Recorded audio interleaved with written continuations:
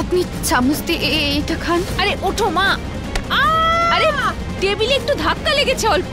তুমি তো এমন করে চিৎকার করছো যেন সারা বাড়িতে আগুন ধরে গেছে।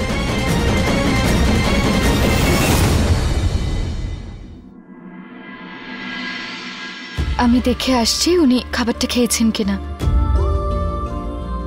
বিন্দিয়া, তুমি কখনো কোনো জিনিস নিয়ে বিরক্ত হয়ে যাও না? এতে চিন্তা করার মতো কি আছে? আপনিও না ভয় পাবো, আমি আসছি।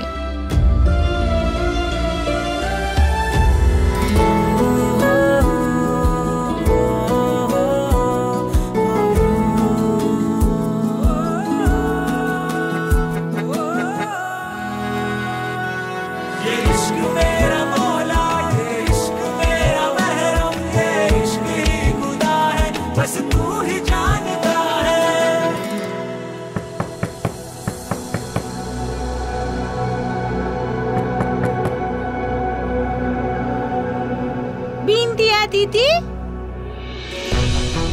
আমি দেখছি।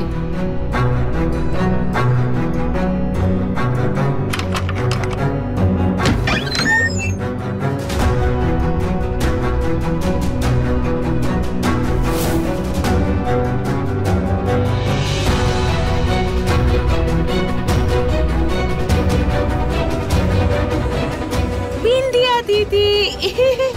বরফি, আমি তোমার কাছেই আসছিলাম তোমাকে খাবার খাওয়াতে। চলো। না না, আমি এখন খাবার খাবো না। আমি না এখন শোবো, খুব ঘুম পাচ্ছে।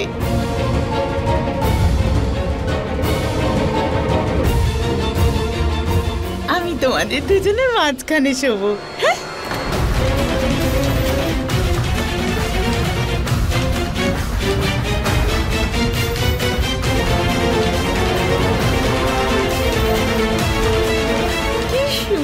সাজানো ঘরটা, তাই না? চলো।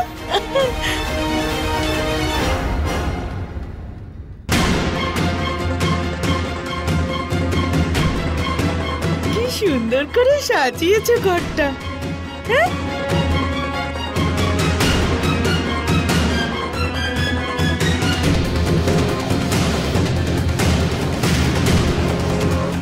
ঠিক আছে, শুয়ে পড়ো।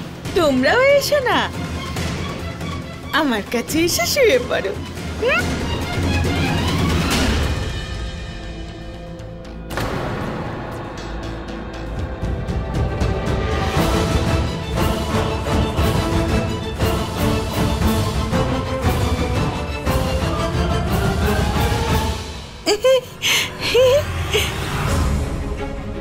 শুয়ে পড়ো। আমিও শুয়ে পড়ি।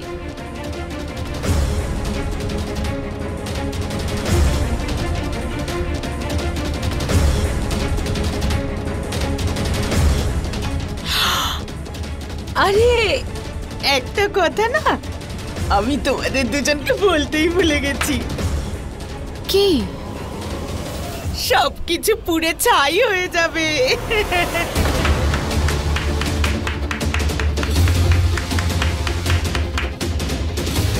কি পুড়ে ছাই হবে?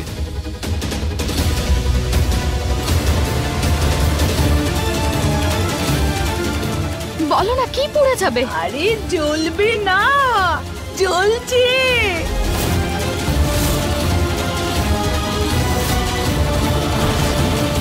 ওই যে রুনঝুন আছে না, রুনঝুন, ও বারবার আমায় উল্টো পাল্টা কথা বলছিল। খালি আমায় মা মা মা বলে ডাকছিল, আর আমাকে বলছিল আমি নাকি নাটক করছি। আমিও না ওর দরজার বাইরে আগুন লাগিয়ে দিয়েছি।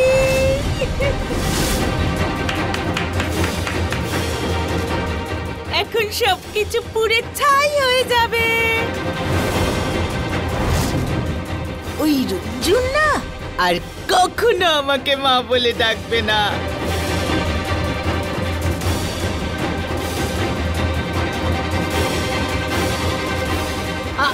আরে বিন্দিয়া দিদি,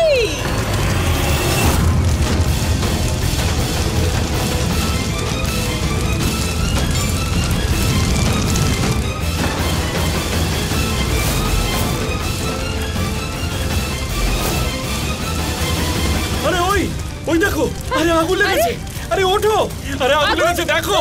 আগুন আগুন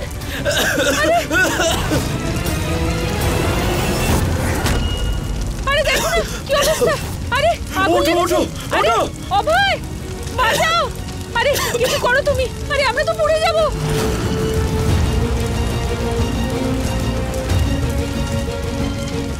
আরে আগুন লেগে গেছে, আরে বাঁচাও, কেউ আছো? আরে দাদা,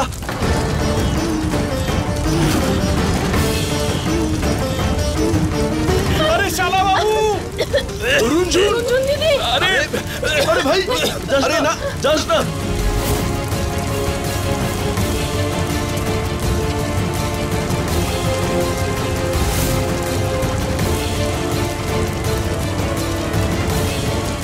এবার মজা হবে। হ্যাঁ, রুনঝুন আর কখনো আমায় মা বলে ডাকবে না। অভয় দিদি, আরে এসো এসো, পুড়ে যাবে, পুড়ে যাবে। কেউ আছো? রঞ্জন দিদি, আরে আমরা তো পুড়ে যাব। হে ভগবান, পুতুলটা পুড়ছে।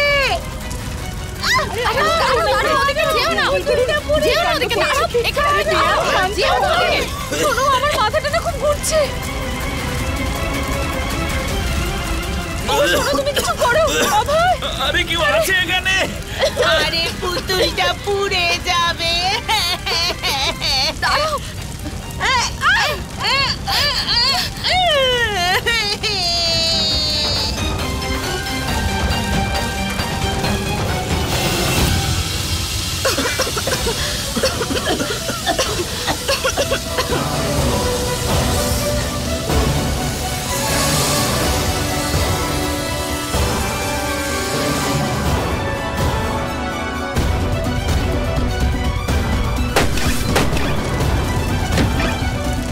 অভয়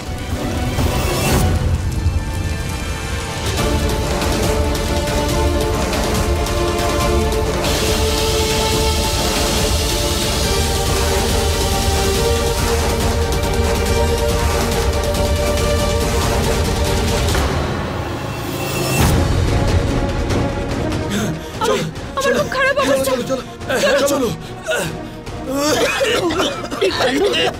জামাইবাবু, ঠিক আছো? আরে প্রাণটা চলে যাচ্ছে এখনই। তুমি কেন আগুন নেভালে? আমি কত কষ্ট করে আগুন জ্বালিয়েছিলাম।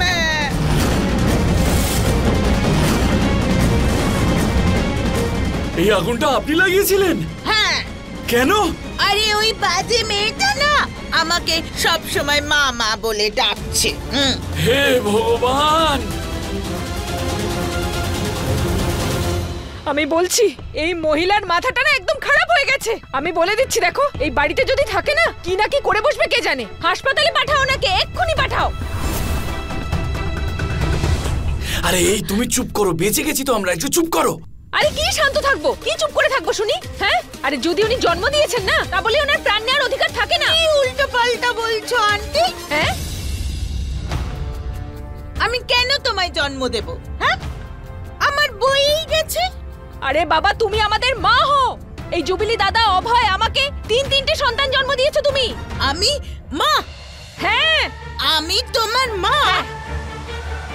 দাঁড়াও দাঁড়াও, আমি ভালো কথা বলছি, ওনার চিকিৎসা করাও কিন্তু। আমি বলছি কিন্তু চিকিৎসা করাতে হবে ওনার, মাথা খারাপ হয়ে গেছে। আরে বোঝাও ওনাকে, আমি বলছি। মা বলে ডাকবে।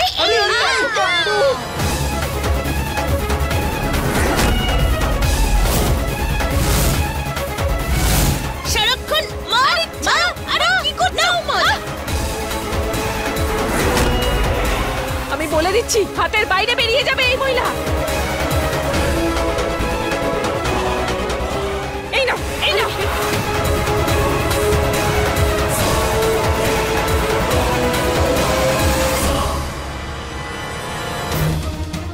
এই নাও মা। ভালো হয়েছে তো মা? মজা পেয়েছো? আবার বলছো মা? তোমার আরে ছেড়ে দিন, আরে কি করছেন কি? আরে ছেড়ে দাও, আরে ছেড়ে দাও, ছাড়ো। বন্ধ করো।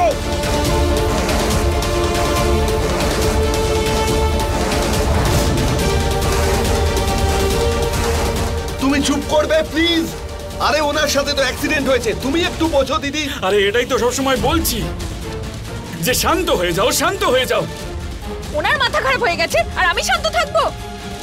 আরে আউট!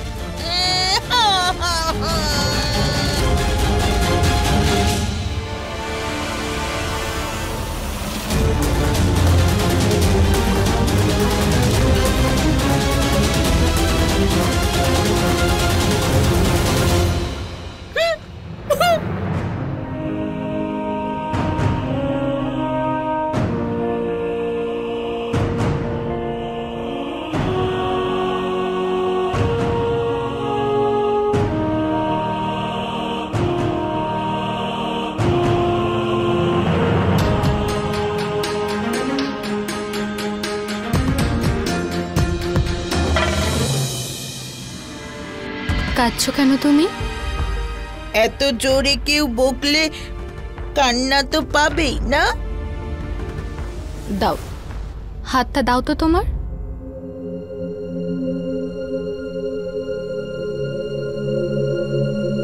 তুমিও তো কিছু বললে না। ও আমায় কত জোরে বকলো। এইভাবে কেউ কাউকে বকে নাকি? আমার খুব খারাপ লেগেছে, একটু ভালো লাগেনি।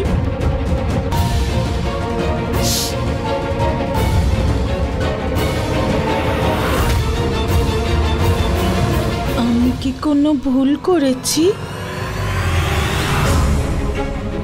ভুল তো তুমি করেইছো বরফি কুমারী।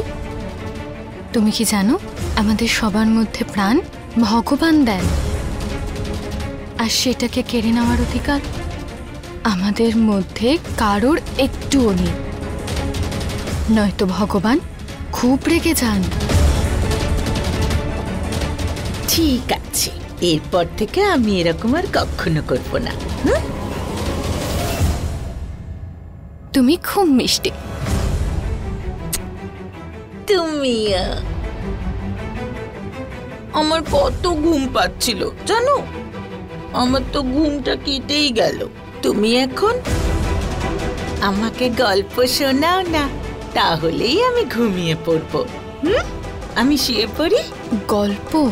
হ্যাঁ।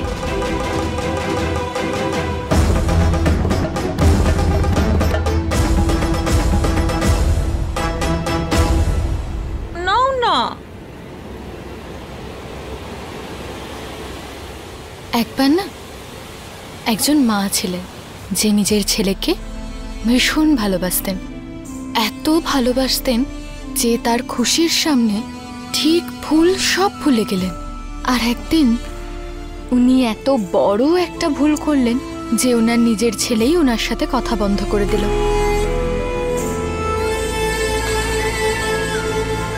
তারপর কি হলো? তারপর আর কি, তারপরেও সে ভুল করতেই থাকলো আর ভাবতে থাকলো যে উনি ঠিক করছেন। নিজের ছেলের জন্য সব সীমা পেরিয়ে যাচ্ছিলেন।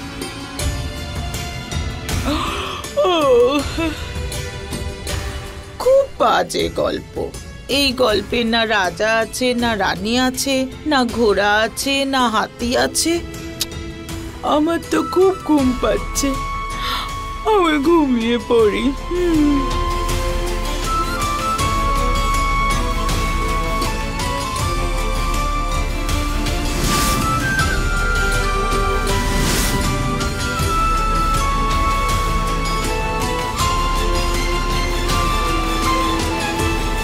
তুমি সোজা হয়ে শো, আমি বালিশটা দিচ্ছি।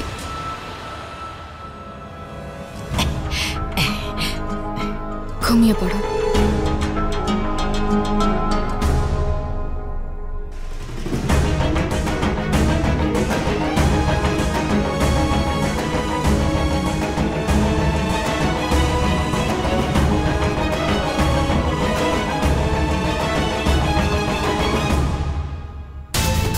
এবার মজা হবে। এবারে রুনঝুন আর কখনো মা বলে ডাকবে না, মা বলে ডাকবে।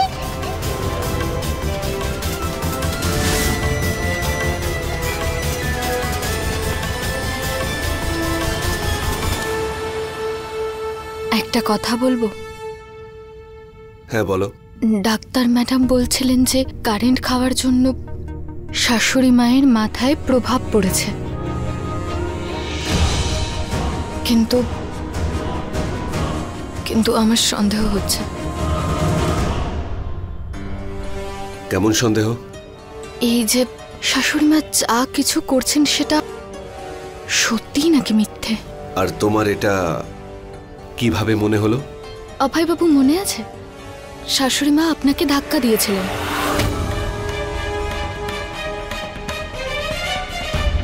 রুনঝুন দিদির গলা টিপে ধরেছিলেন।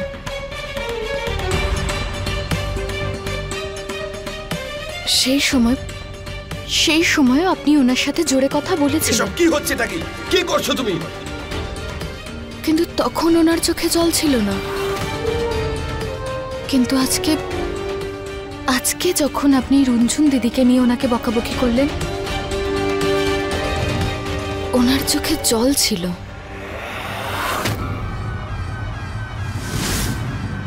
বন্ধ করো!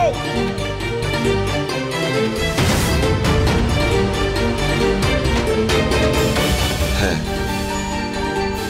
আমি দেখছিলাম যে তুমি এই ব্যাপারে ওনাকে জিজ্ঞেস করছিলে। আচ্ছা, এমনটা তো নয় যে যা কিছু উনি রুনঝুন দিদির সাথে করেছেন সেটার জন্য ওনার খারাপ লাগছিল? হয়তো এইসব ভেবেই উনি কষ্ট পাচ্ছিলেন, কারণ আমি যখন ওনাকে জিজ্ঞেস করতে গেলাম উনি চোখের জল লুকিয়ে কথাই পাল্টে দিল।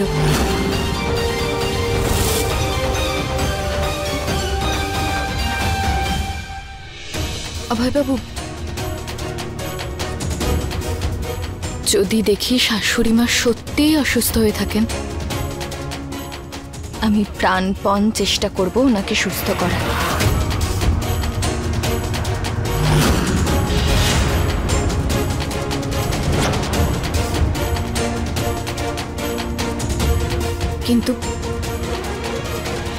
কিন্তু উনি যদি কোনো নাটক করে থাকেন কোনো উদ্দেশ্য নিয়ে, অভয়বাবু আমার খুব ভয় করছে। কিন্তু বিন্দিয়া, আমি এটা কিভাবে বুঝবো যে মায়ের সঙ্গে যা কিছু হচ্ছে সেসব সত্যি হচ্ছে নাকি এটা উনি নাটক করছেন?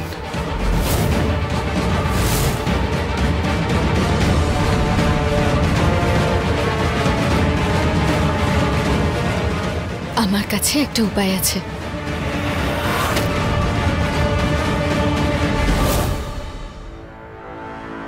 কি সেটা? শুনুন।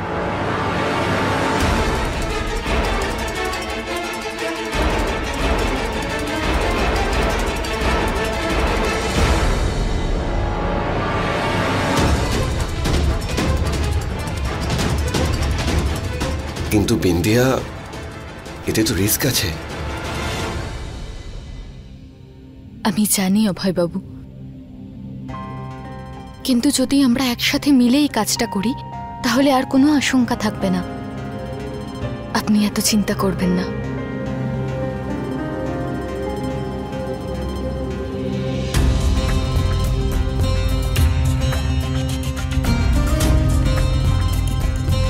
তুমি থাকতে আমার ভাবার আর কিছু নেই বিন্দিয়া।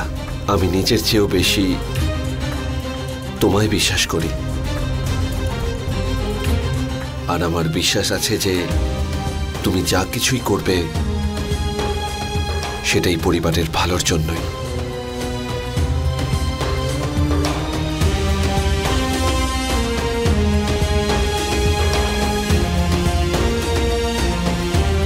ঠিক আছে বিন্দিয়া, আমি কাল সকালে সেটাই করব যেমনটা তুমি বলবে।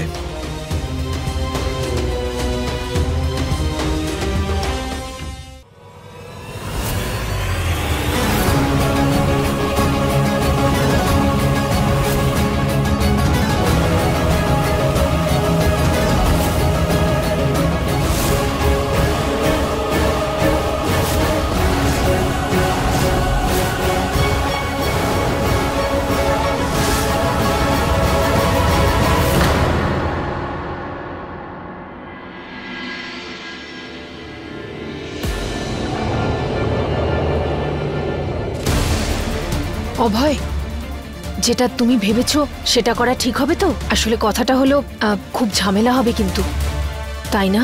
শোনো মা, তুমি চিন্তা করো না। জামাই বাবা জীবন কিছু একটা ভেবেছে, সেটা ঠিকই ভেবেছে। খুব বুদ্ধিমান আমাদের জামাই। আমার থেকেও বুদ্ধিমান অন্য কেউ, এই বিন্দিয়া, ওই এই পুরো প্ল্যানটা করেছে।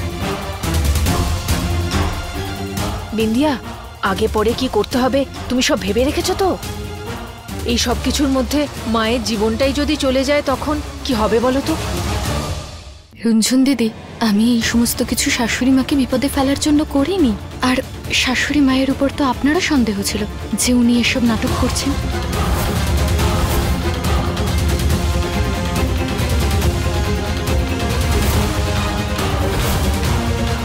এবার সবকিছু জানতে পারবো। সত্যিটা জানার এর থেকে ভালো উপায় আর ছিল না আমার কাছে।